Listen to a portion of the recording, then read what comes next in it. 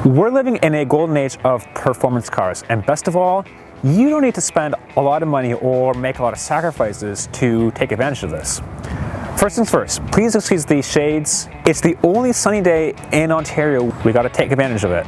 Now, normally I bring Brian Harper along for the ride so he can tell me why I'm wrong. But you know what? Today we have Paul Choi. And not only am I not Brian Harper, I've got the better car, the 2016 Volkswagen Golf GTI. Paul, I like you, man, but you're wrong. I've got the 2016 Mini Cooper Clubman S, and you know what? For the price, it's actually really fun. I'll concede you, it looks nice, but I'd take the GTI over that car any day. There's only one way we can settle this. Maybe two, a fist fight, or we can go for a drive.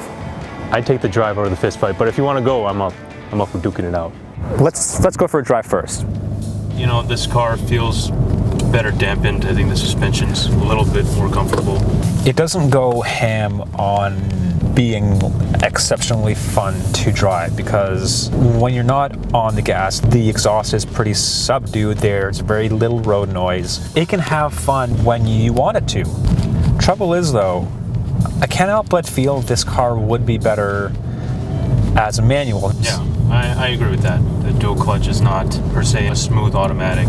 Another area the GTI takes it is the interior.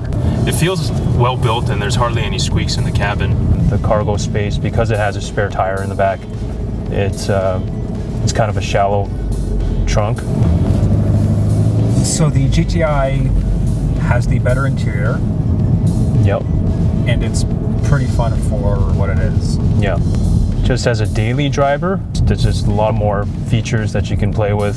CarPlay's a huge thing. But it just doesn't have personality. Let's check out the Mini, see what it's all about. This is not a GTI. It's not. This is a Mini Cooper S Clubman. It's a long name, but I think it's infinitely more fun. It falls short in horsepower and torque, but because of this car's personality, it feels like a lot more. The manual makes it a little bit more fun. It's a lot louder, which is a blessing and a curse because this thing does have more road noise. I do like the lights. It's kind of cool when you're going in sport mode. I'll say that if you're looking for practicality and kind of a family car, this definitely has way more cargo space in the back. As much as I like the Mini, the GTI, it has better visibility. You have the small rear window. It's hard to get used to that giant bar in the middle when you're looking at the back. There are circles everywhere. Yeah. The infotainment screen is round. The door handles are round.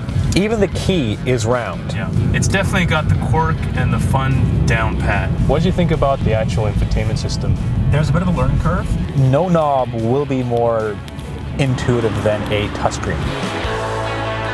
So Paul, having driven both cars, what do you think? I think I'll say the Mini Clubman is definitely more fun than I thought it would be at first. The manual adds a whole lot of character to the car and it's a lot faster than you'd think, but at the end of the day I think the GTI, it's cheaper, it's lighter, it's more nimble, and it has a lot more standard features that you can get with the car. If I had to pick a car to live with between these two, I'd take the Mini home. All right, that's fair. With the manual transmission, I think the Mini is the more fun car to drive. But in terms of everyday driving, I'd still take the GTI. The GTI might be more practical, but you're buying a sporty hatchback because it's fun and practical. And as far as that's concerned, the Mini is bigger and it's more fun. Well, I can't argue with that, but I'll say one thing. At least my car's not purple. For Driving.ca, I'm Nick Tragianis. For Driving.ca, I'm Paul Choi.